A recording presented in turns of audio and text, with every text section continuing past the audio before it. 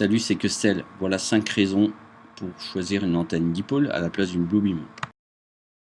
Voilà une antenne Bluebeam. Vous voyez la place que ça prend, le volume que ça prend et vous imaginez la force au vent que ça peut prendre. Donc la traînée. Une antenne dipôle ne génère quasiment pas de traînée. Vous voyez, c'est très fin. Un exemple, voici un Bixler avec une antenne Bluebeam et voici un Bixler avec une antenne dipôle. Regardez sur cet exemple, ça prend pas de place et ça génère pas de traînée.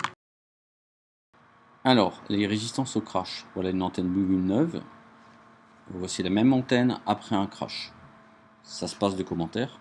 Alors regardez l'antenne dipôle, c'est simplement 2 fils qui sont maintenus et c'est incassable. Le prix, ben voilà, entre 23 et 50 $ contre finalement une antenne à 15 $. Sachant que si vous la faites vous-même, ça vous revient à 5 $ ou 5 €. La bonne nouvelle, c'est que j'ai prévu de vous faire une vidéo pour vous montrer comment réaliser ce type d'antenne. Quatrième raison, la bande passante est beaucoup plus importante sur une antenne dipôle que sur une antenne Bluebeam. On a 80 MHz de bande passante pour la Bluebeam contre 1180 MHz pour la dipôle. Donc la bande passante est beaucoup plus importante pour la dipôle que pour la Bluebeam. Ce qui veut dire que vous pouvez utiliser la dipôle sur plus de canaux et de fréquences que la Bluebeam. Les plus grands records de distance FPV ont été réalisés avec des antennes dipôle de type linéaire. Moi-même, j'ai pu faire 15 km avec une antenne dipôle réalisée maison à quasiment 150 mètres d'altitude.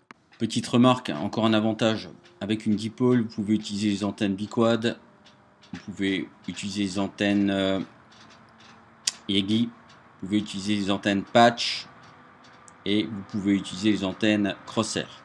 Bon alors vous voulez en 1 Go 2, 2 Go 4, 433, regardez autour de vous, ce sont des antennes fréquentes, faciles à utiliser, faciles à fabriquer, très résistantes, elles sont solides et performantes.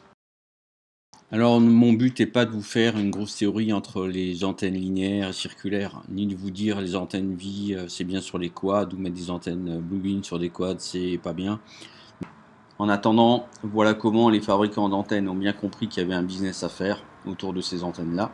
Du reste, les antennes Bluebeam sont complètement adaptées si vous faites du vol en 5G8 en forêt, dans des milieux un petit peu chargés. Ce sont des excellentes antennes. Mais moi, je préfère les antennes dipôle, tout simplement, parce que je suis pas un mouton. Voilà, cette vidéo est maintenant terminée. Si vous avez des questions, des remarques, n'hésitez pas à m'en faire part. N'oubliez pas de me laisser un petit like et puis abonnez-vous à ma chaîne pour de nouvelles vidéos. A très bientôt, bye.